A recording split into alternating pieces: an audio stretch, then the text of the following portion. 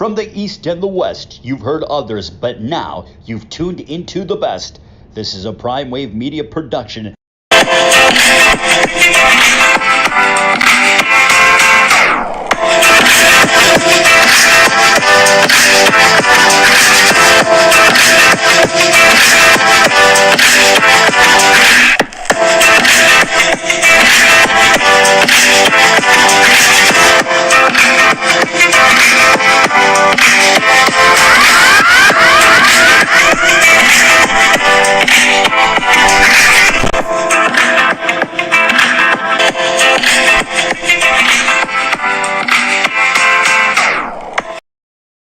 What's up, world? It's the one and only Pop DBacks, the PrimeTime Capper. I'm feeling good. I'm feeling great. I hope you are feeling the same. And today we have ourselves a good show coming up. We got a lot to talk about. We got some NFL draft stuff to talk about. But you know, I'm gonna bring it on over here close to home since we have the Chargers and the Rams, and I haven't talked about them too much this offseason. So you know, I got some questions for those guys as well. And then you know, we got the Lakers last night. Lakers wound up not getting us that win that everybody was coveting, but you know, at the end of the day, though, there was a lot of things that you know just didn't go the Lakers' way last night. So that's just the game for you, you know. So things like that happen, but we'll get more into that when we talk about state of the Lakers. The Dodgers start a series today as well too with the Diamondbacks, whole weekend series, 4 games to be exact, and they. You know, getting themselves situated and everything like that. It's going to be a little tough bit of a road trip because they are going against a team that actually has a 500 record in the Diamondbacks, and it's their second time facing off with the Diamondbacks this season,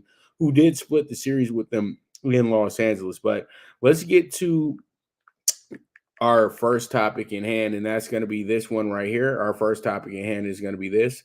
It's going to be this is going to be for the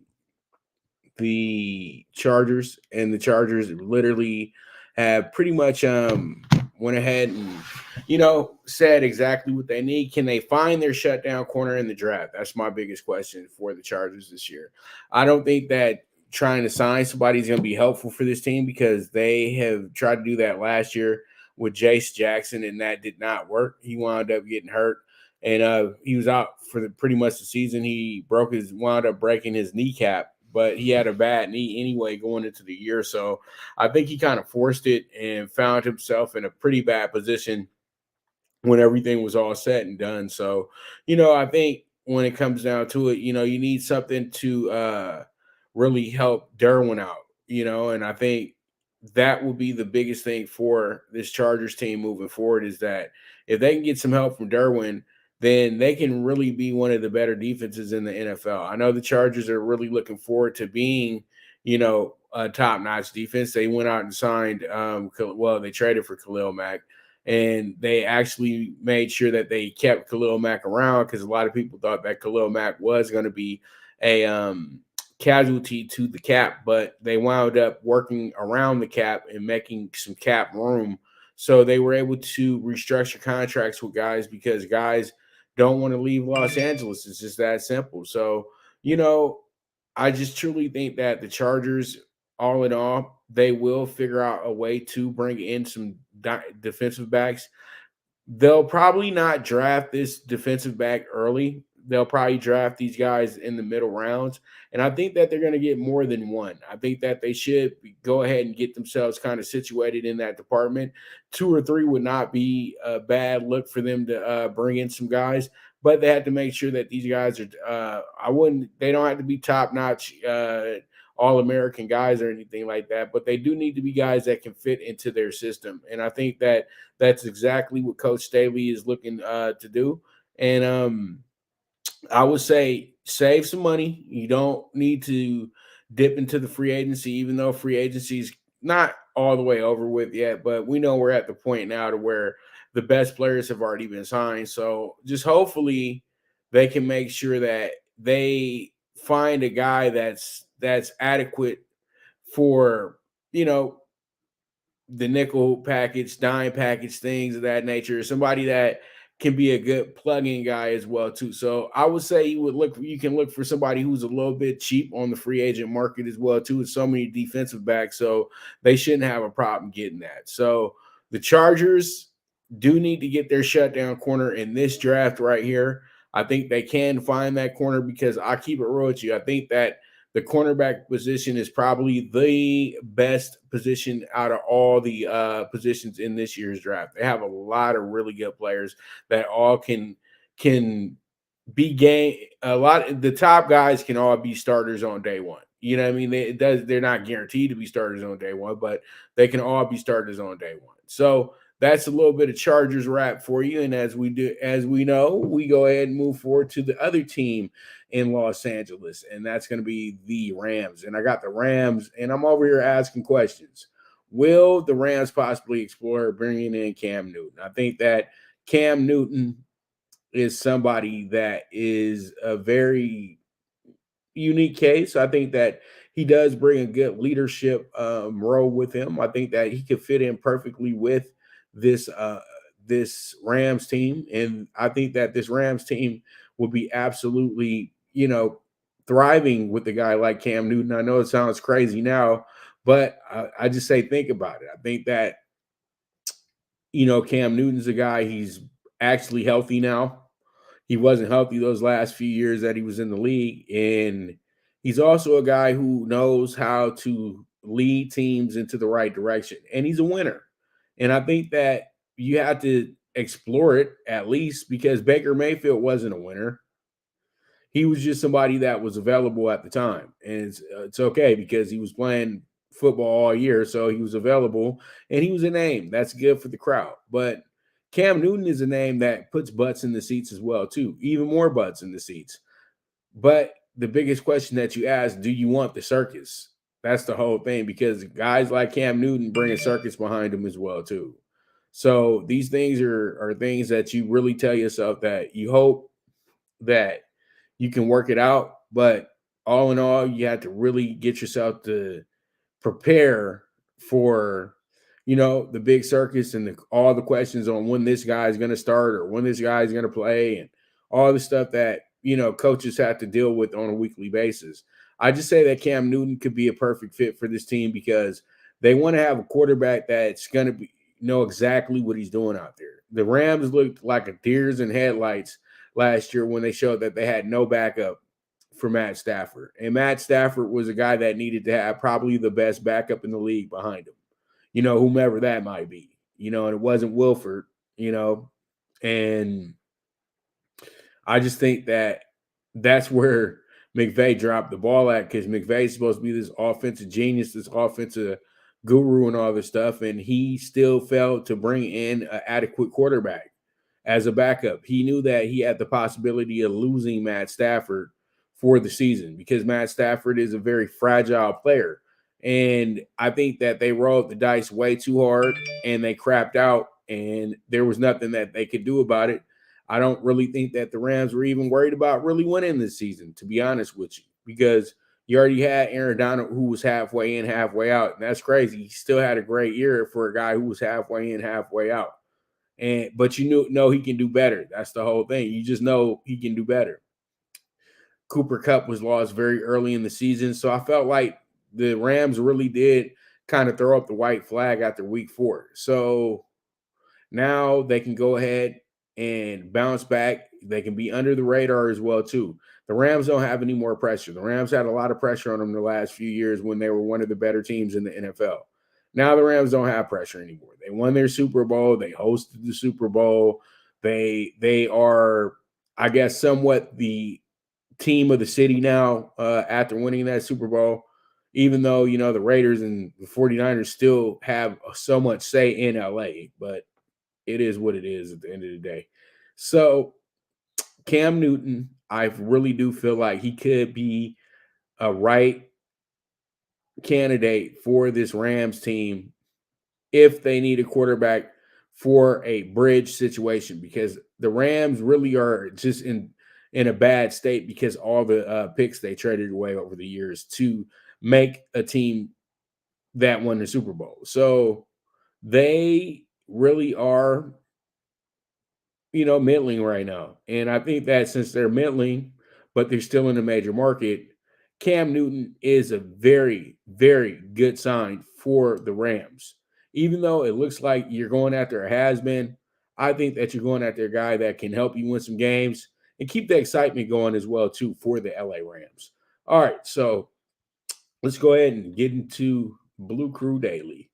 The Dodgers are on the road today, 7 games on the road to be exact. They got 4 games this weekend in Arizona, going against the Diamondbacks, who they split with last week, as I talked about prior. Dodgers start 7-game road trip as Diamondbacks host their season opener. So, yes, it's the season opener for the Diamondbacks. And this was the matchup that we had last Friday with Dustin May and Merrill Kelly. And Dustin May, Merrill Kelly, they had a straight pitchers duel last week, but it all kind of fell apart a little bit for the Dodgers. It didn't fall apart. The Dodgers wound up losing the game 2-1. They actually didn't do that great against Merrill Kelly. Merrill Kelly did have a lot of walks, and I know Merrill Kelly was still kind of getting it back together from being in the WBC. Now, he only pitched 3.2 innings, so that means that he really pitched 4 innings. He just didn't finish the fourth inning. They kind of had this idea that he might get hit, he might get popped, and I think he was just a little tired in that game. So he kind of overpitched a little bit in that spot. So that's why it wound up going the way it did. And I think that was probably the best move, period, for the Diamondbacks, because that's how they were able to win that game as well, too. So that worked out very well for them. He had 4 strikeouts, 4 walks that day. Now, in the series, the Dodgers kept getting stung by Perdomo. Perdomo is a very good player. Perdomo is actually batting 500 right now, and he hit a very clutch single to win the game on Sunday. Now, Chris Lewis, the center fielder, Kyle Lewis went ahead and he hit a home run on Friday night, and that was the difference in that game right there, where he hit that home run, and it was the game winner that night. So, they have some clutch players here, and I really like Christian Walker. Christian Walker, he hit a home run the other night against the Padres. He had a 2-run RBI. He got 6 hits on the season as well. So this team is a pretty good hitting team to start the season off. It probably won't last, but one thing that sticks out to me with this team is their bullpen. They have they got 3 different guys with saves in their 3 wins. Then they have a really good ERA situation going as well, too, where they got guys that haven't given up hits, nothing. They just lights out good, So there's just things that I feel that this team is still building on, and I think that there's sky's the limit for the Diamondbacks. But it's going to be a rough ride, though, this year. Let's keep it real. Now, Freddie Freeman has had the most at-bats this season, and he has a 381 average. Freddie doing Freddie things. He got 8 hits with 4 runs, and he only has 1 double, but still, Freddie Freeman's getting on base, and he worked 6 walks already. But Miguel Vargas is the walk king right now, and he has the best on-base percentage with 722 right now. He's been walked 9 times this year, and he's batting 375. So that's very good. Even though he only has 1 RBI on the season and 1 double, he has 3 hits, 4 runs, all in 8 at-bats. But the person that I think really is sticking out right now is Hayward. Hayward's batting 333 here early in the season. He had 9 at-bats, and he got 3 hits at them on those 9 at-bats. But he was able to score 3 runs in that group as well, too, knock in 4 RBIs and hit 2 home runs. This should be a big surprise for everybody because nobody expected him to be this good coming out the chute for the Dodgers. Now, Miguel Rojas is a game-time decision. He's probably the lowest hitting guy in the starting lineup right now. Max Muncy is still slumping a little bit, but I think that he should be back into the queue as well, too. Now, Dustin May, last week, he had a good game. Dustin May was able to pitch 7 innings. He wound up getting 4 strikeouts. He only walked 1.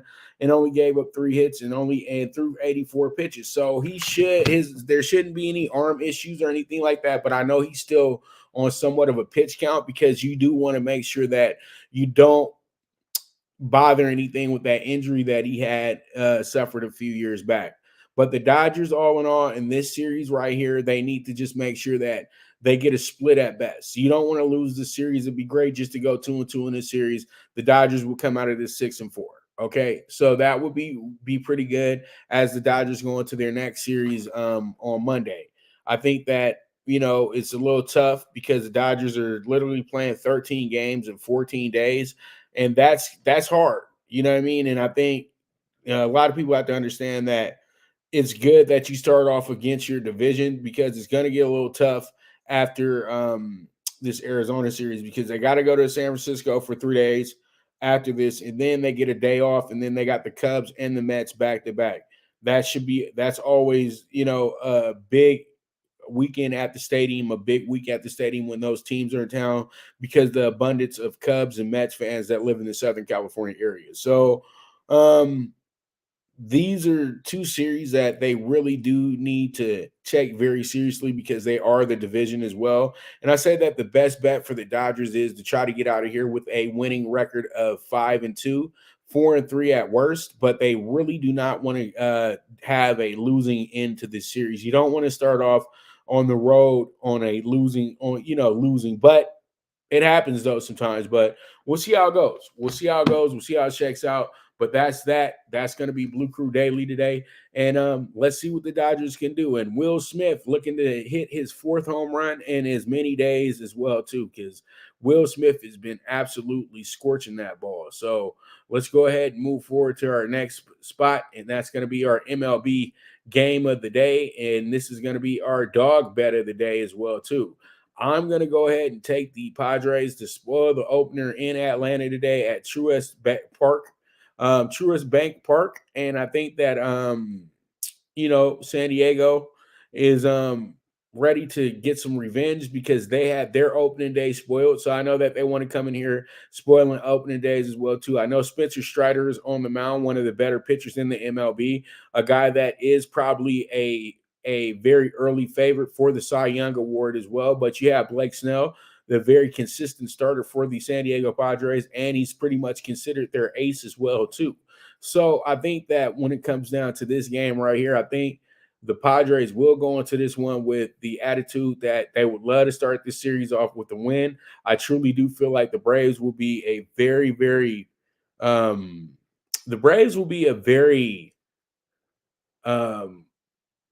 would say a very good 1.5 today, or somebody that you say, okay, this is my money line play today, because the Braves have been kicking some butt. They've been kicking butt pretty good too. But I think the Nats are you start off the season against the Nats, that's one thing. But you go ahead and you play against teams like the Cardinals, then you say, okay, these guys might have something here. But still, the Cardinals start slow as well too. So this will be probably their toughest matchup of the season, lineup for lineup and everything like that. And so that's why I feel like San Diego will be all in this game. And I feel like San Diego can win this game and win this game by more than 2 runs as well, too. So if you want to, you can play the alternate run line as well, the -1.5. That's how confident I am in the Padres today. And, that's how I'm not playing favorites because, the Padres are like literally right now the arch rival for the Dodgers. But I don't care. This is baseball. You pick the teams that you feel are going to win the game, and this is what I feel like. I feel like our dog bet of the day is in the right spot, +145. Let's see how it goes. Let's see how it shakes out. We are 2-1 on this bet this week as well, too. We won the first 2 days. First day, we had the Pirates. The next day, we had the Orioles. Then I tried to get cute yesterday and had the Royals at home, and the Royals wound up losing that game 3-0. Even though they could have won that game, they totally wasted Zach Greinke yesterday, but it's okay. I actually watched that game as well, too. And literally the moment they took out Zach Greinke, I knew that we were going to lose that bet. You know what I mean? Because Zach Greinke got no runs. He got no support. It just was him out there pitching. That's it. And he did a great job of pitching, too, as well. That guy's a first ballot Hall of Famer. I don't care what anybody says. And I truly think that he will be one of the biggest assets at the trade deadline as well, too. So Yankees, Mets, Braves, you'll probably be calling the Royals. All right. So with that, we're going to go ahead and take our first commercial break. And when I get back, we're going to go ahead and jump into the NBA. We got the State of the Lakers and we got the NBA Thursday night. So you guys stay tuned. This is the premier sports betting show, the Primetime Angles, with the one and only Pop DiBiase, the Primetime Gapper. Now you and your friends can compete in the sport of kings and win big with Stable Duel. Get the app, pick your horses, and get in on the thrill of horse racing with daily games competing against other players. Bring home the glory and the cash and move up the annual leaderboard while you leave your competition in the dust. Get in the game with Stable Duel. Play, race, win. Good News Only Racing Club, led by the legendary Doug O'Neill, the trainer of 2 Kentucky Derby winners and I'll Have Another and Nyquist. Also trained 2-time Breeders' Cup champ Golden Sense, who are just a part of a long list of thoroughbred champions trained by Doug O'Neill. The Good News Only Racing Club has a young core of horses to look out for in Dennis's Celery, Irish Heatwave, and Notre Dame, just to name a few. Win the day every day with the Good News Only Racing Club, a proud sponsor of the NFL Bet Exchange.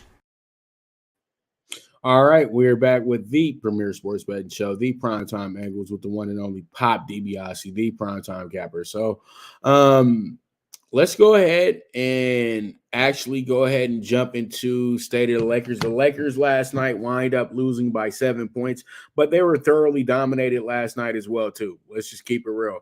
The Lakers literally were so excited about being in the 7-hole, winning their last 7 out of 8 games. You know, everything's looking really good. Lakers on my little final 10 game run.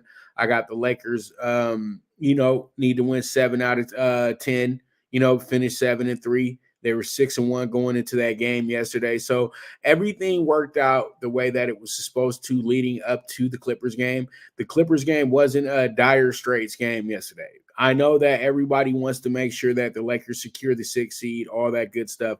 But the Lakers do have 2 more games to do that as well. And lucky for them, the Warriors are on the road for their last 2 games of the season. And, everybody plays up to the Warriors. Nobody wants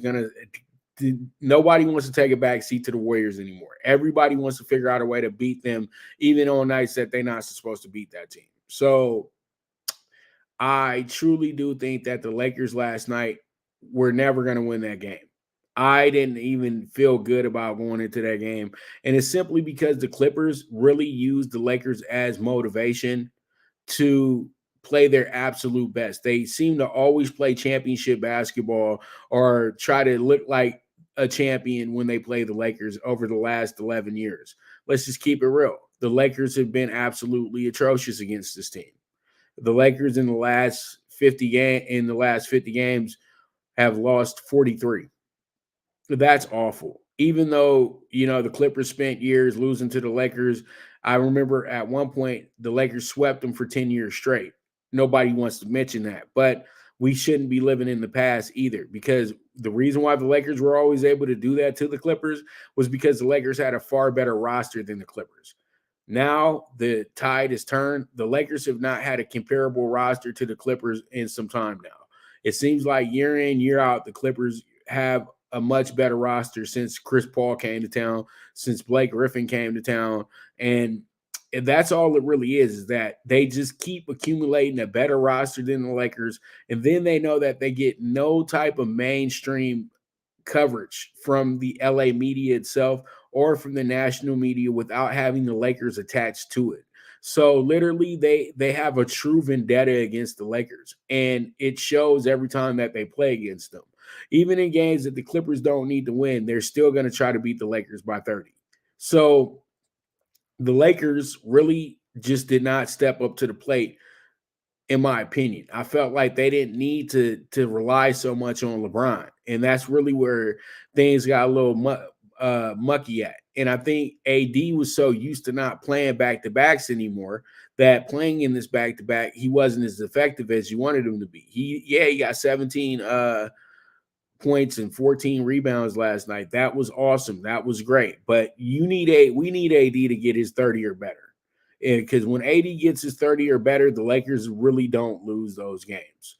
And when LeBron gets his 30 or better, it seems like the Lakers lose majority of those games. It's because LeBron is doing too much at his age. And I think that when he starts doing too much, you start taking away from others. And these others are the contributors, the guys that do the small things, the guys that hit those little clutch shots in the midst of these great runs that the Lakers are on. And we didn't have that last night. You didn't get Schroeder to get his usual 10, 12, 13 points. Rui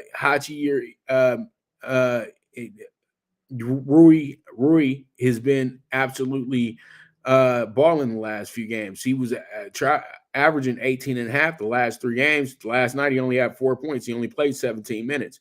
But that's on the coach. The coach didn't play him enough time. I think that he should have played him a little bit more than Vanderbilt last night.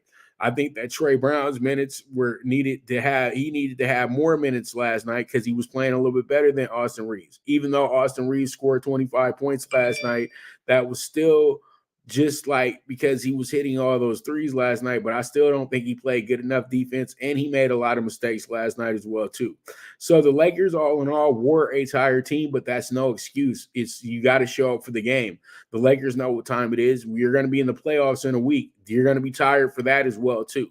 So the Lakers just really were out of their element, and it just is tough that the Lakers are, this bad against the Clippers. It just happens. It is what it is at the end of the day.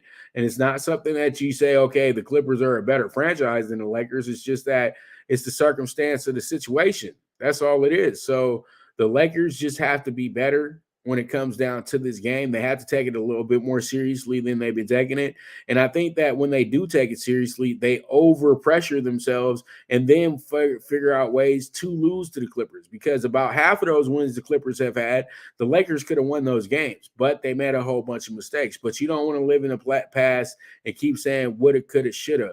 You have to go ahead and get things done, and that's exactly what the Lakers didn't do. So the Lakers have no excuse.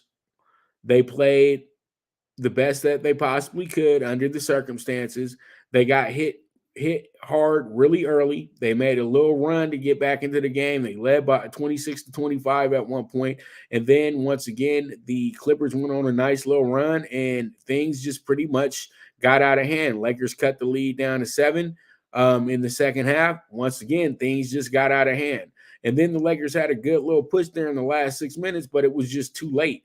So I think that if they play each other in the playoffs, it's not going to be the same dominance for the Clippers in a playoff series, because the Lakers know that they don't win, they don't go forward. And, the Clippers can't handle pressure as well as the Lakers have. And I think the Lakers have been handling the pressure very, very well. And I really do think that if the Clippers would have lost that game, they would have probably lost all their momentum for the rest of the season. The Clippers needed that game a lot more than the Lakers did. The Lakers have played so hard to get back to this point. Yeah, you needed a little bit of motivation to show you that you're just not there yet. And that's just that simple. So with that, that's going to be the state of the Lakers today. The Lakers return to Crypto as the home team, playing against the Phoenix Suns Friday night, and then they wrap up the season against the Utah Jazz on Sunday midday. So we'll be talking about both games tomorrow, and I look forward to that as well too. So you guys make sure to tune in for some more State of the Lakers. But with that, we're going to go ahead and jump into our next topic, and that's going to be the Cavs and the Magic, because now it's NBA Thursday night. We got 5 games tonight.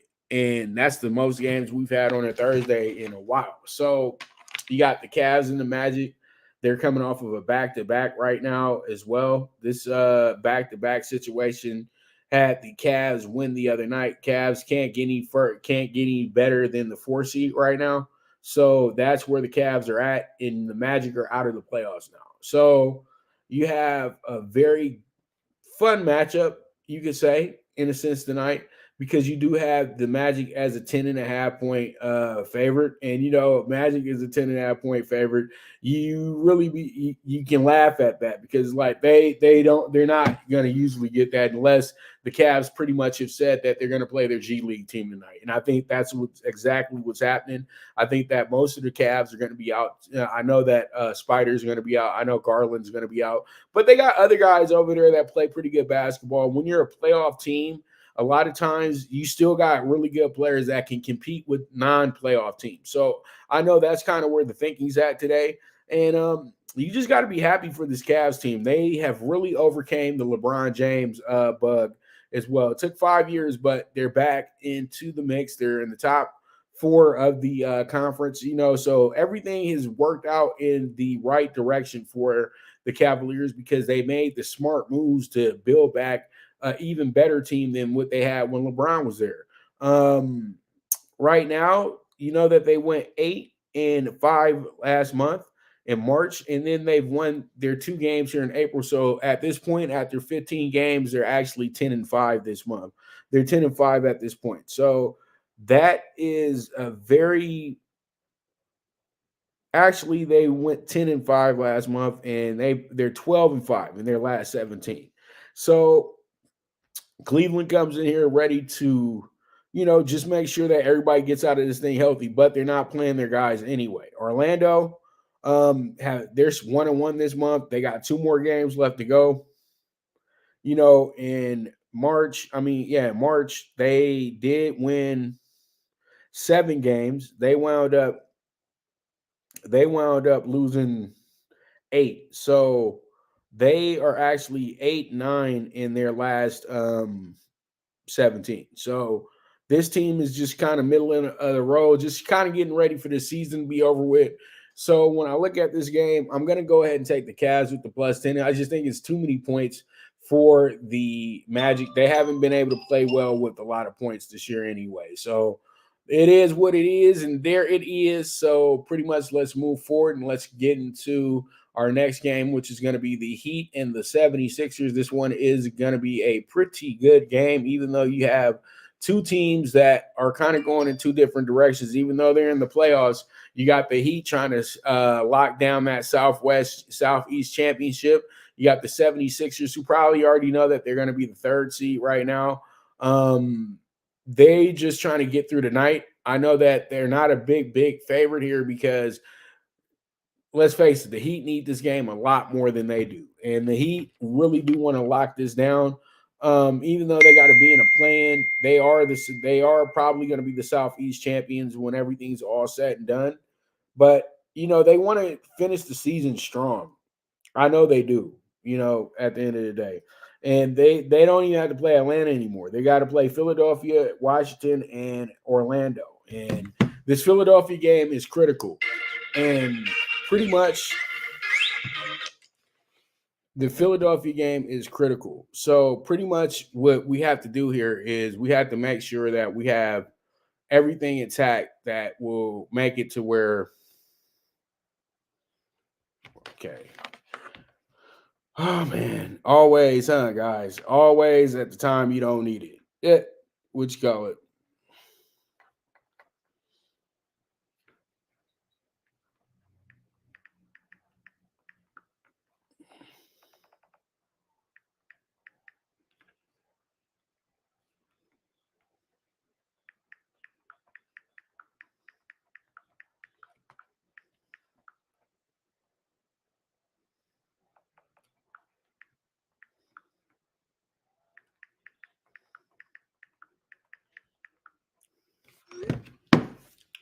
Yeah. So I just see this game tonight as another game that we have to go ahead and look at and tell ourselves tonight that that Philadelphia is probably going to go to being the dog by tip-off because the more and more that players are questionable, that just means that they're probably going to be out. Bam needs to go.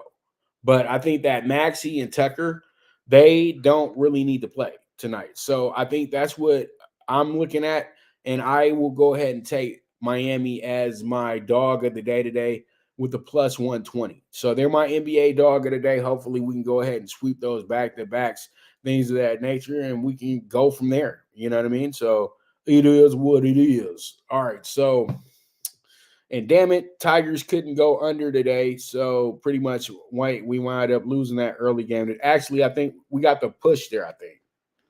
Because I said under 9, I think, for Red Sox Tigers today. Or it was under 8.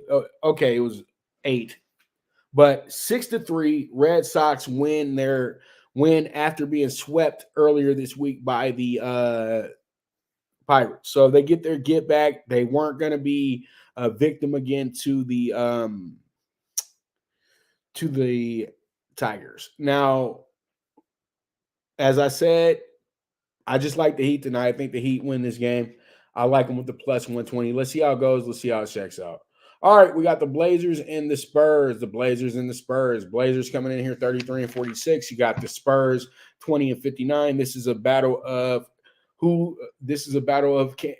I'm going to Cancun, I'm going to Tulum, wherever the hell they're going. They're not going to the playoffs. So you got the Blazers, who pretty much threw in the towel a few weeks back when they benched Lillard. So now they're in the position to where they just need to get the season over with. They got San Antonio tonight on the road. Then they head to LA for one more LA game with the Clippers, and then they finish up the season with the Warriors. But I think that this group that's in play right now, they do want to impress upon to the front office that, they got some game over here as well, too. Because, guys are trying to stick around for next season, too, because a lot of times when these guys are done with these teams, they're not going to be in the NBA anymore, especially after, blowing games the way that these teams have blown games this year, not playing defense, not just doing anything, feasible to keep your job in the NBA. So, you can't think that these guys are still going to be in the league. It doesn't matter where you were drafted at. It doesn't matter, who your cousin is, and do you know this GM or this coach. This is you play for a bad team. It goes for both of these teams at the end of the day. You got to step it up. So I can see both teams stepping it up tonight, playing a pretty good game and everything like that. I really, truly do think that this is a scoreboard watch. At first, I was going to probably rock with the Blazers, but I said this is a toughie. So I like the over 227. I think that's the best bet in this spot. We'll see how it goes. We'll see how it checks out. All right, let's move forward from there. Thunder and Jazz. This is you know what? The Jazz the other night should have proved to you that they still want to play hard in front of their fans. And I think that's absolutely the right thing to do. Just don't tank it. Don't be obvious in front of the fans. You know what I mean? Try to at least show up for them one last time, because they got 2 more home games. And I would think that they're going to try to win at least one of them.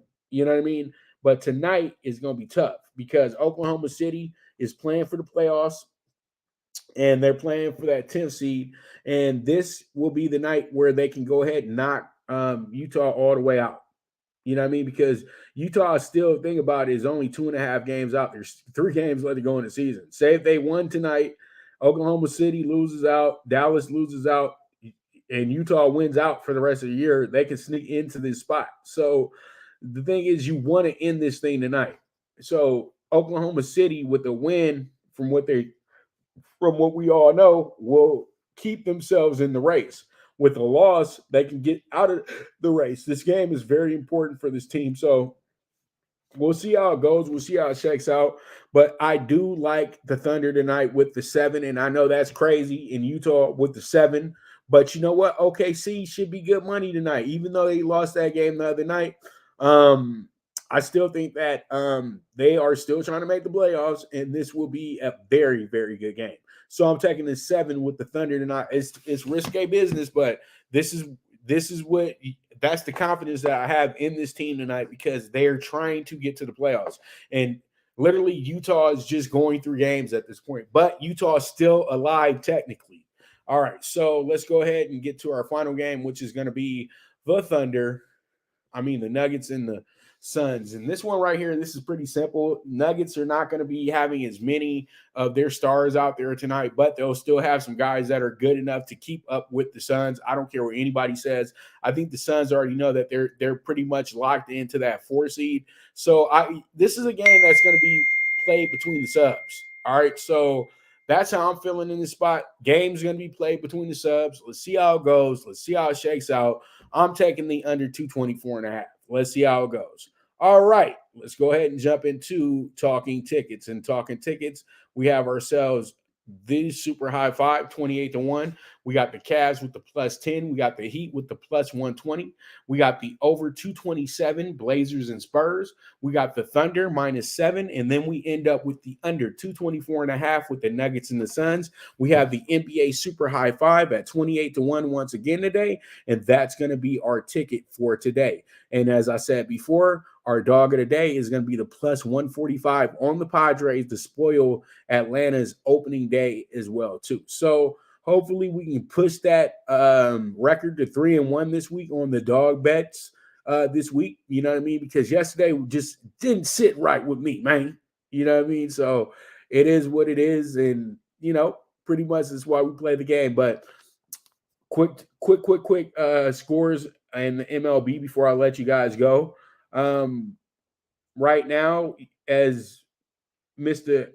Osman put out, we do have a 10-3 game going in Southside Chicago. We got the Giants up 10-3. We got the Blue Jays up 6-0. So we're looking pretty good on our pick 4 right now, even though we didn't get home our under from earlier, but it's okay. That's baseball, right?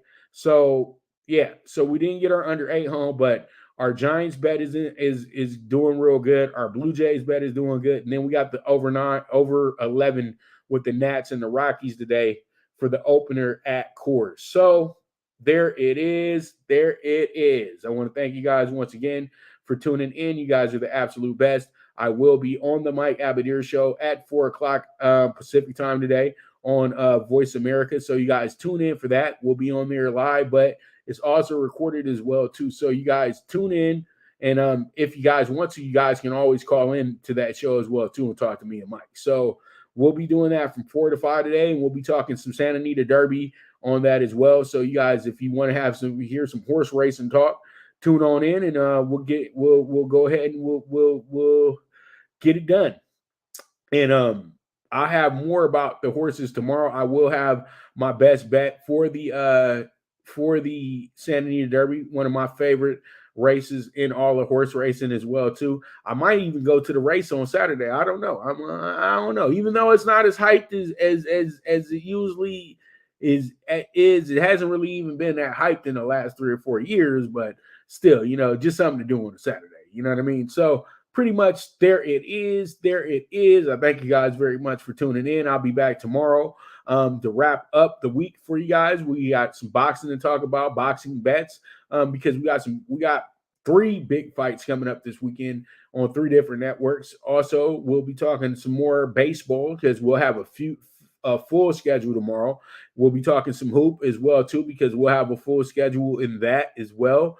And pretty much whatever comes up, you know. So thank you. And once again, this is the Premier Sports Betting Show, the PrimeTime Angles, with the one and only Pop DiBiase, the Primetime Capper. And as I always say, bet with your head, not with your heart. The movement is moving, and I am gone.